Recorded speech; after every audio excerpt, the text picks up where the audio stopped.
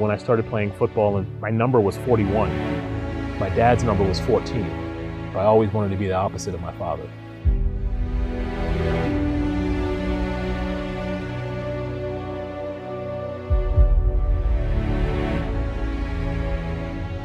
At that point, we lost everything. We lost our home.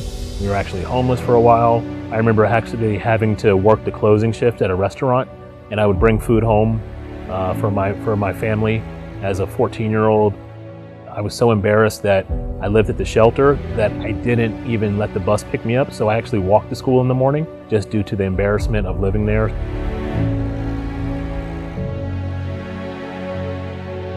I almost resented him because, he had went off and got remarried and had a really great life, so there was that feeling of abandonment.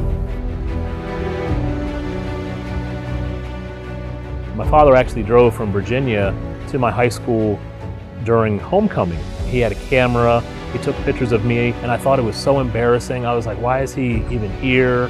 I knew that he wanted to be a part of my life at that point, but I never wanted to reach out because I felt like it was my job to protect my mom. And I felt if I reached out and started this relationship with my father, he would hold that against my mom in some strange way.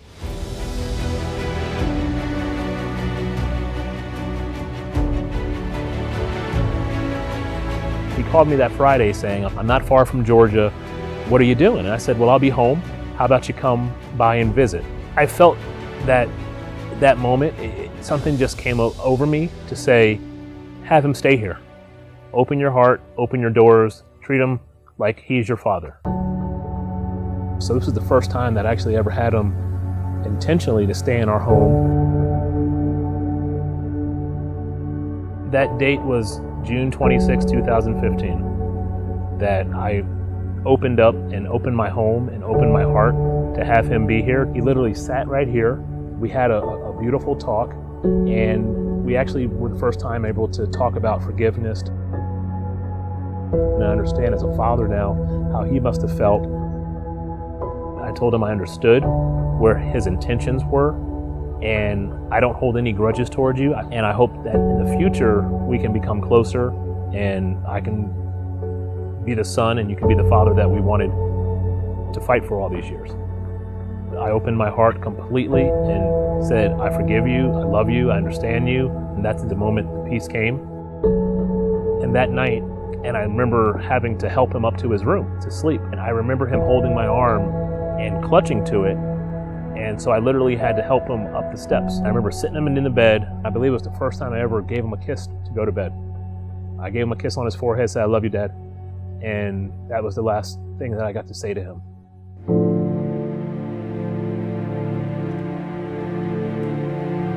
Fast forward, 6 a.m. that next morning, my stepmother comes into the room saying my dad's cold and he's not responsive. I went and I tried to revive him, called 911, and to no avail. They took him to the hospital and he was pronounced dead on arrival. And I just feel like that moment I was able to get with my father before he left this earth was something that God provided us to be able to bring closure. I almost felt like God gave us that opportunity to connect and forgive. There was so much time where I spent fighting him and not loving him or not accepting or forgiving that I wasted a lot of years. And unless you forgive, you just can chain yourself down to that, and it completely can destroy you from the inside out. The moment when you can forgive somebody, you could actually start living completely free, with no restraints, no chains holding you down. During that hard time when we lost everything, all my baby pictures were lost.